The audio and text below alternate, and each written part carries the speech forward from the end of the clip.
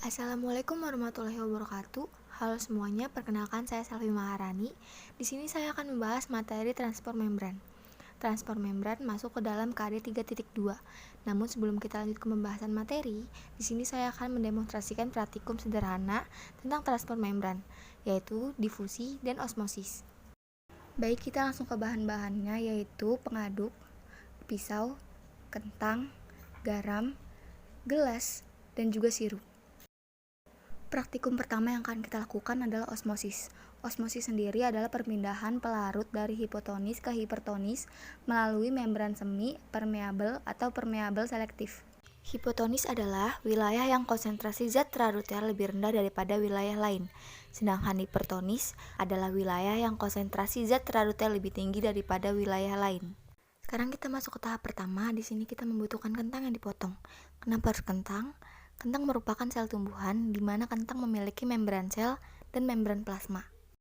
Jadi, kentang dapat dijadikan sebagai media di mana air akan berpindah dari hipotonis ke hipertonis.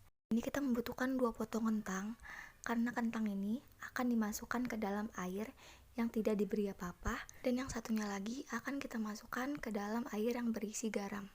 Sebelumnya, kedua kentang ini sudah saya timbang, namun tidak masuk ke rekaman video saya. Keduanya memiliki berat yang sama, yaitu 4 gram. Langkah berikutnya, kita isi gelas dengan air.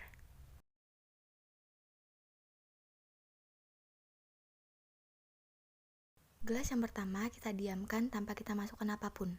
Sedangkan gelas yang kedua, kita masukkan 2 sendok garam.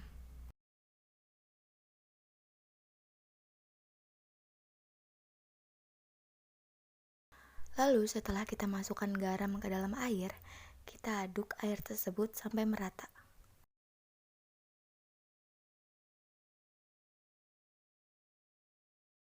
Kemudian kita masukkan 2 kentang tadi, yang satu ke dalam larutan garam dan yang satu ke dalam air yang tidak berisi apapun.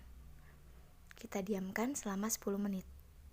Sambil menunggu, kita melakukan praktikum yang kedua, yaitu difusi. Difusi merupakan perpindahan zat terlarut dari hipertonis ke hipotonis. Untuk praktikum difusi, kita hanya memerlukan air dan sirup. Sirup ini dijadikan sebagai zat hipertonis karena kandungannya yang pekat dan juga kental dibandingkan air yang bersifat hipotonis. Untuk mempercepat perpindahan, biasanya ketika ingin minum sirup, kita aduk menggunakan pengaduk. Oke, setelah kita melakukan praktikum difusi, kita balik lagi ke praktikum osmosis setelah menunggu 10 menit. Kedua kentang itu kita angkat dan kita keringkan menggunakan tisu ataupun kapas. Setelah dikeringkan, kedua kentang tersebut akan saya timbang terlebih dahulu. Setelah saya timbang, kentang yang direndam dengan air biasa naik beratnya menjadi 5 gram.